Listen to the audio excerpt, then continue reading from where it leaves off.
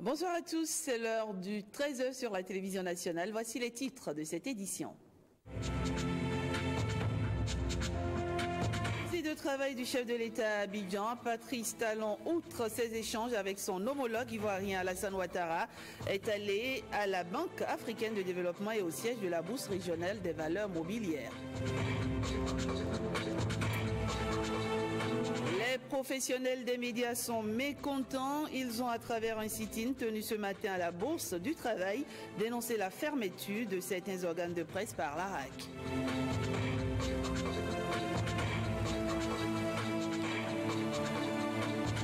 Enfin, un brûlé vif et de nombreux dégâts matériels. C'est le bilan d'un incendie survenu à Gouré-Isséné, un village de la commune de Malanville. Ensuite, dans ce 13h, le SOS des autorités locales. À nouveau, bonsoir. Les activités du président de la République pour démarrer. Patrice Talon a effectué mercredi dernier une visite de travail à Abidjan. Il a eu à cette occasion des échanges avec son homologue ivoirien Alassane Ouattara. Les discussions entre les deux hommes d'État ont porté sur divers sujets, notamment les institutions financières sous-régionales, la crise en Gambie ou encore l'excellente qualité de la coopération bilatérale. Les détails avec Renaud Akako. Au quartier Plateau, sur les bords de la lagune Ébrié, le président Patrice Talon est accueilli avec les honneurs au son de la fanfare de la garde républicaine.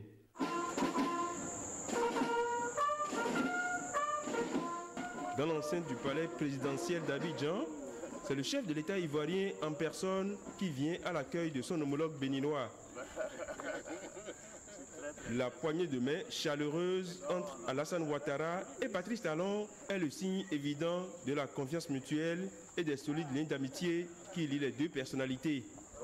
Les discussions entre les deux hommes d'État ont porté sur divers sujets, notamment les institutions financières sous-régionales, la crise politique en Gambie ou encore l'excellente qualité de la coopération entre les deux pays. C'est difficile les périodes post-crise. Cette visite d'amitié revêt tout un symbole. Elle intervient au moment où le pays de l'Ivoire ouvre la page d'une nouvelle république, la troisième suite à l'adoption d'une nouvelle constitution. Monsieur le Président, j'ai eu le plaisir et l'honneur de vous rencontrer avec votre nouvelle équipe. J'ai eu également ce plaisir, même honneur d'être accueilli tout à l'heure à l'aéroport par le premier vice-président de la Côte d'Ivoire. C'est vrai. Et comme j'aime bien le dire, il n'y a pas de hasard dans la vie. Ce privilège qui a été le mien est certainement la preuve que les relations entre la Côte d'Ivoire et le Bénin sont les meilleures. Tout à fait. Et j'en suis fier. Merci beaucoup. Et je voudrais vous témoigner à nouveau ma reconnaissance pour le leadership que vous incarnez dans la sous-région qui nous inspire tant. Merci. Et vous féliciter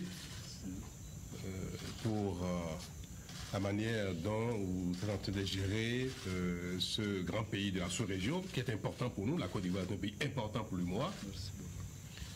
Vous féliciter également pour la sortie de la petite crise qu'il y a eu. Je me permets d'en parler parce que toute la région suit de très près ce qui est en Côte d'Ivoire et le petit moindre incident nous interpelle. Alors je pars ma voix, le peuple béninois tout entier félicite la Côte d'Ivoire et prie frères ivoiriens de tout faire pour préserver la paix, la tranquillité que nous connaissons depuis quelques années dans notre région, parce que c'est la seule condition pour nous de nous développer, d'attirer les investissements et de pouvoir tranquillement sortir de la pauvreté. Aujourd'hui, j'ai eu l'occasion d'évoquer avec vous les sujets qui importent pour nous dans la sous-région, la Gambie. Nous avons parlé également de l'UMOA, la petite crise quand même qu'il y a, il faut oser le dire. C'est vrai. Mais nous sommes en train de trouver les voies de convergence pour que toute ces petites crises qu'il y a à Gambie, notamment, trouvent une solution. Et d'ailleurs, nous sommes félicités des dernières déclarations qu'a eu le président Jammeh en Gambie et qui nous rassure, qui montre que nous sommes en train de sortir de la crise. Et nous allons partir ensemble, n'est-ce pas, Monsieur le Président, à Banjul, le 19 janvier. Et cette frayeur sera derrière nous. Nous avons eu également l'occasion de parler des institutions financières de notre sous-région. Je vous ai indiqué quelques pistes d'action. Le président m'a promis d'agir avec toute sa notoriété et son leadership pour que les petites observations que nous faisons soient prises en compte par la gouvernance de ces institutions. Malgré un agenda politique particulièrement chargé, le président ivoirien s'est réjoui de ce moment d'échange et de partage avec son homologue béninois. C'est un grand honneur et un plaisir vraiment partagé de vous recevoir à nouveau en Côte d'Ivoire. Vous êtes chez vous, ici. Et donc le peuple frère du Bénin a toujours été pour nous un pays d'hospitalité, un pays de convivialité, d'amitié. Et les deux peuples sont vraiment ensemble. Et nous sommes heureux que chaque fois que vous avez l'occasion de venir, vous venez nous saluer. C'est un grand honneur et je voudrais vous remercier à mon nom, au nom du gouvernement, notamment les membres du gouvernement qui sont avec moi ce soir. Comme vous l'avez dit, nous venons de mettre en place un nouveau gouvernement. Hier, nous avons également nommé un nouveau vice-président. Et donc les institutions sont en place et nous continuons de travailler pour que les choses s'améliorent et évoluent comme nous le souhaitons, dans l'intérêt bien sûr de la Côte d'Ivoire, mais également de la sous-région. Avant ce tête-à-tête présidentiel, le chef de l'État a été reçu au siège de la BAD par les dirigeants de cette institution bancaire panafricaine. Comme vous le dites si bien, Renaud Akako, le séjour du chef de l'État à Abidjan a été aussi marqué par la visite qu'il a effectuée à la Banque africaine de développement. Suivez. La visite du chef de l'État à Abidjan comporte un large volet économique. Accueilli à sa descente d'avion par Daniel Kablan-Duncan, Patrice Talon a d'abord adressé ses félicitations au tout nouveau vice-président de la Côte d'Ivoire pour sa nomination au rang de deuxième personnage de l'État. Je suis toujours très bien ici en Côte d'Ivoire, un peu comme chez moi. J'ai eu l'occasion de saluer et féliciter la nouvelle équipe. J'ai l'occasion ici de rencontrer le nouveau tout premier vice-président. Pour moi, c'est un honneur. Après les échanges de familiarité orchestrés dans cette atmosphère bon enfant, le chef de l'État a eu un bref échange avec certains Béninois de la diaspora ivoirienne réunis sous le pavillon présidentiel de l'aéroport d'Abidjan. Cap a été ensuite mis sur le siège principal de la Banque africaine de développement. Devant l'imposant immeuble, Patrice Talon a été accueilli par le patron de l'institution bancaire panafricaine, le Nigérian Akinwumi Adesina. Signature du livre d'or et réunion de travail avec le staff de la Banque africaine, le programme d'action du Bénin révélé a été présenté aux dirigeants de la Banque panafricaine. Face à la nécessité d'une forte mobilisation de financement, le président Patrice Talon a exprimé sa volonté de voir les relations actuelles avec la première institution bancaire africaine boostée et dynamisée. La synergie d'action souhaitée entre la BAD et le Bénin devrait déboucher sur l'accélération de la mise en place des projets de développement. Le plaisir et l'émotion ne seraient pas si grands. Cette visite intervient à point nommé, a indiqué le patron de la BAD qui a réaffirmé l'engagement de la Banque panafricaine à injecter des financements dans les secteurs où le Bénin a un avantage comparatif, avec en bonne place l'agro-industrialisation. Le portefeuille actuel destiné au Bénin comprend 11 opérations pour un montant de 355 millions de dollars, soit un peu moins de 220 milliards de francs CFA.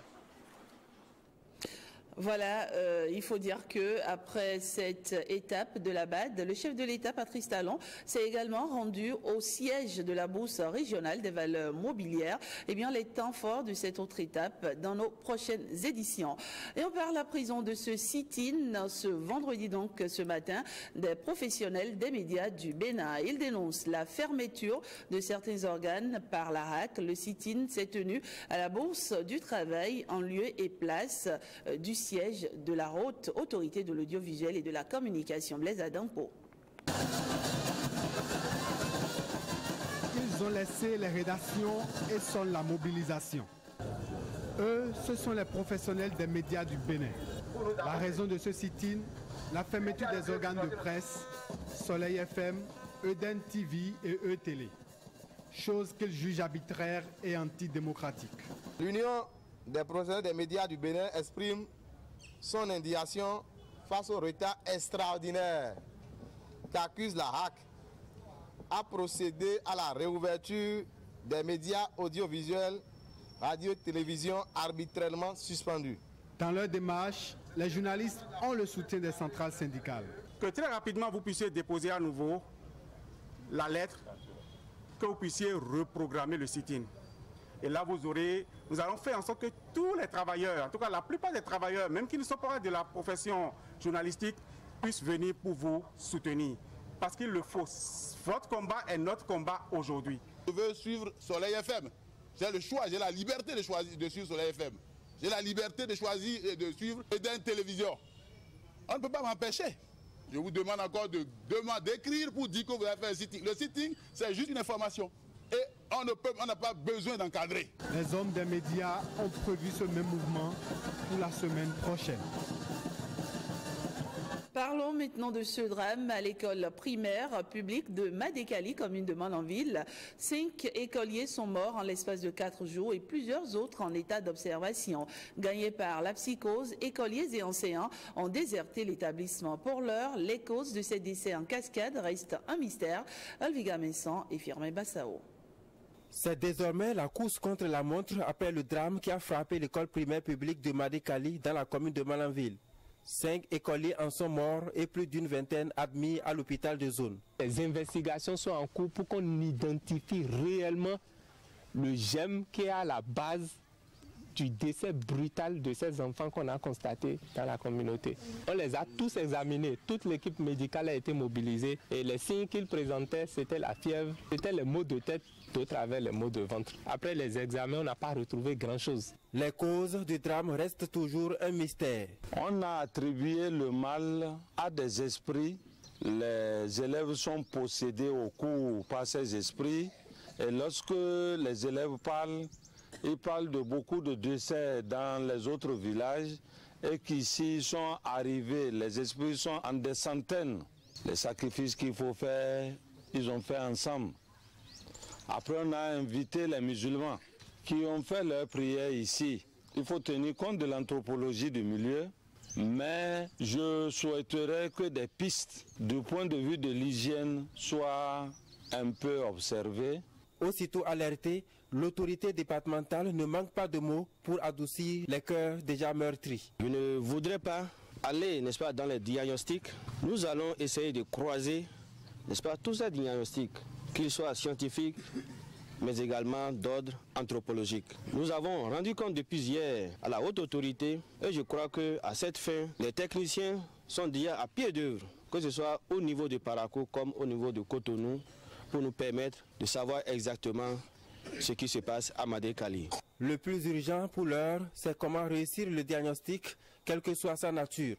Les populations inquiètes n'attendent que la fin de l'actualité qui défraie la chronique. Et des rumeurs font état de ce que ce drame serait à l'origine d'une épidémie de méningite au nord du Bénin. De quoi s'agit-il concrètement? Le ministre de la Santé était face aux hommes des médias ce jeudi, suivant l'explication d'Alassane Seydou au micro de Héloïse Ruinator. Il nous est revenu le mercredi 11 janvier 2017 qu'il y a eu décès de 4 écoliers à Madékali dans la commune de Malanville. Pour tous les enfants décédés, l'interrogatoire des parents a retrouvé une notion de maux de tête à début brutal, sans notion de fièvre, suivi de décès brutal le même jour en communauté. Les décès ont eu lieu respectivement le 8-13, 17 décembre 2016 et le 5 janvier 2017. Il s'agit de 2 filles et de 2 garçons de la tranche d'âge de 8 à 10 ans, écoliers en classe de CP, CE1 et CE2, issus de différentes familles et résidant tous à Madé-Kali Centre. Les équipes de la zone sanitaire ont procédé à des séances d'examen systématiques des enfants et à ce jour, 22 enfants présentant des signes similaires, à savoir maux de tête, fièvre, ont été identifiés et mis en observation à l'hôpital de zone de Malanville pour prise en charge et suivi. Dans une démarche étiologique, on a procédé à des examens de laboratoire, notamment l'examen bactériologique du liquide céphalo-rachidien à la recherche de méningocoques, germe responsable de la méningite épidémique. Sur les prélèvements effectués, on a obtenu chez un seul enfant la présence de diplocoque gram positif. Les autres prélèvements sont négatifs. Ces résultats permettent d'exclure à l'étape actuelle une épidémie de méningite à méningocoque. L'évolution du tableau clinique est favorable chez tous les enfants en observation actuellement à l'hôpital de zone de Malanville. Somme toute, nous ne sommes pas en situation d'épidémie de méningite à méningocoque. Les équipes conjointes du ministère de la Santé, de la direction départementale de la santé Borgo-Alibori et de la zone sanitaire Malanville-Karimama sont actuellement sur le terrain pour poursuivre les investigations. Et on reste toujours à Malanville et on évoque là-bas cet incendie à Gorée-Iséné. Eh bien, le bilan est lourd, un brûlé vif et de nombreux dégâts matériels. Les causes de l'incendie sont encore inconnues. Le préfet du département de la Liborie, accompagné par le maire de la commune après leur déplacement pour aller, on fait un déplacement, j'allais dire, pour aller constater l'ampleur du sinistre en appelant au secours. Olviga Messan et Firmé Bassao. Après l'incendie qui a ravagé tout le village de Gorée-Iséné, elles n'ont plus que leurs yeux pour pleurer. Les populations de cette bourgade de l'arrondissement de Guéné à Malanville ont tout perdu face à la fureur du feu. Les origines sont inconnues. Vous pouvez interroger ici la victime, vous verrez bien que personne ne connaît l'origine de l'incendie. Vraiment c'est douloureux ce que je suis en train de voir en ce moment. Je crois que c'était normal pour moi de venir ici pour apprécier l'ampleur des dégâts. Vous avez vu, il y a plus d'une vingtaine de cases brûlées. Il paraît qu'à l'intérieur il y a des caisses, on ne sait pas qu'est-ce qu'il y a dedans, tout est calciné. Vous voyez les greniers aussi brûlés. Alors ça, je pense que nous devons être sensibles à cette situation. Les dégâts sont énormes et appellent à la mobilisation générale. Je pense qu'aujourd'hui, nous devons faire quelque chose, et rapidement. Parce qu'il n'y a plus à manger. Les réserves qu'ils ont sont parties en fumée. Ce qu'ils ont en termes de vêtements, en termes de numéraire, tout est parti. Alors si on considère qu'ils sont des Béninois, nous devons vraiment venir les soutenir. Et c'est pour ça que quand nous avons appris cette triste nouvelle, nous avons été mandatés par le chef de l'État pour venir d'abord constater et dire notre compassion, n'est-ce pas, à ses compatriotes.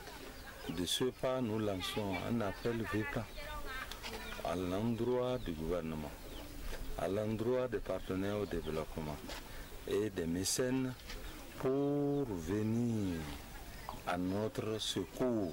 En attendant, les victimes dorment à la belle étoile.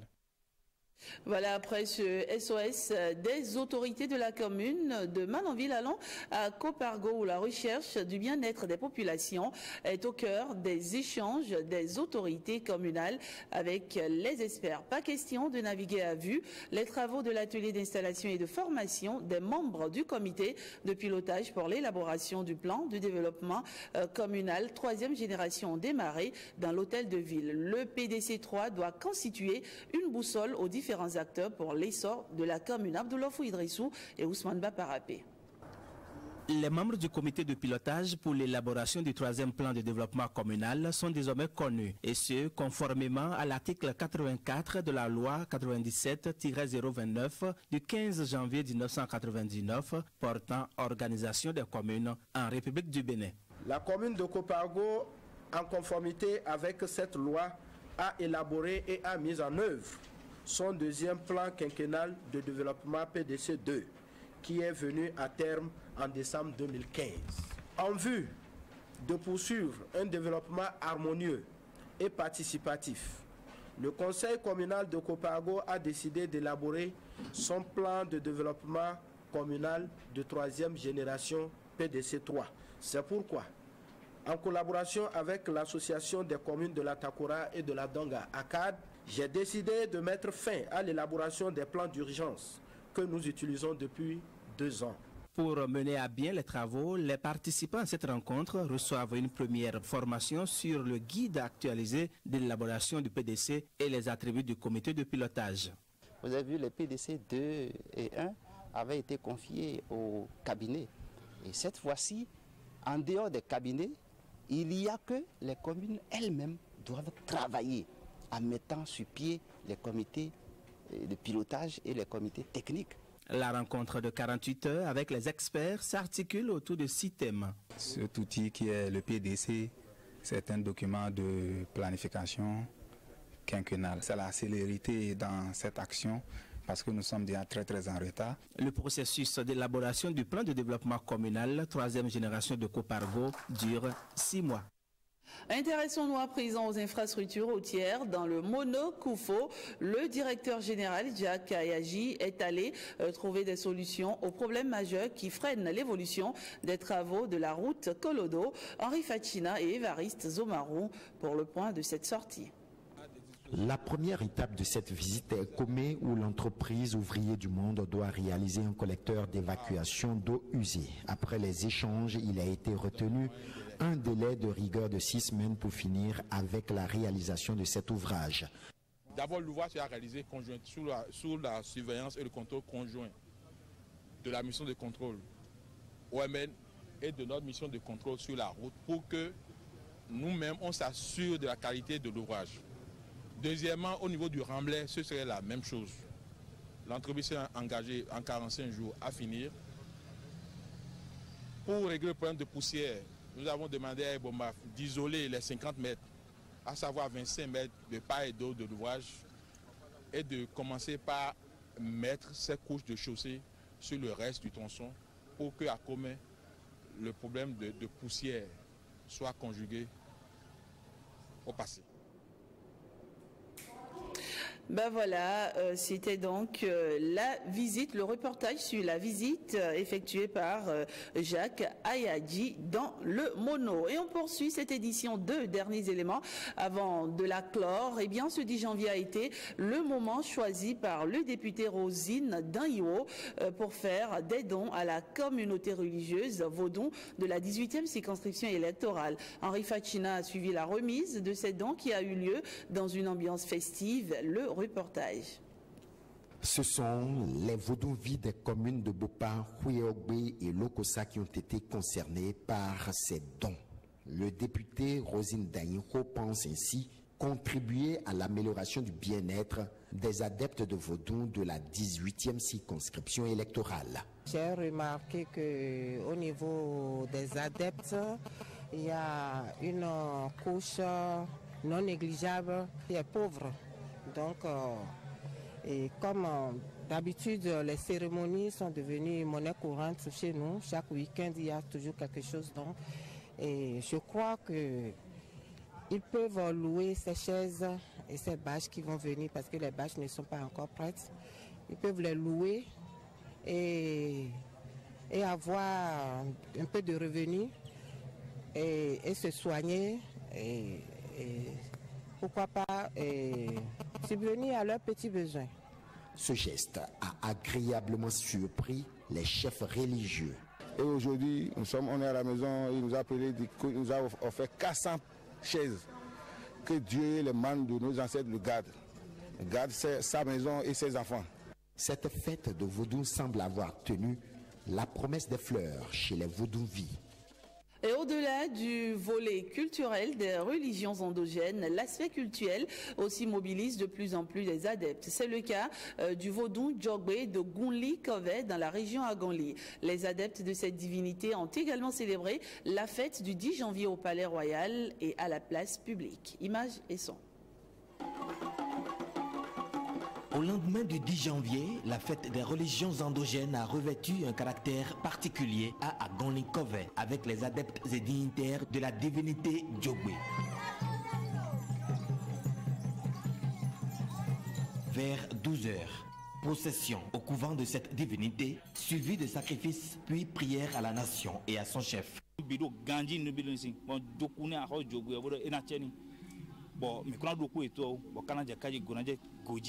To gan do to e bo mi de me on ti fana yen ton ba kuno gbe to na kan to e bo do ko da yi ton ba yi ton na yi jiro ma pe pin bo no do mi ri o ati ko kan ko bi na se bo kana se gbe ton ko na se gbe ton de na je ne ton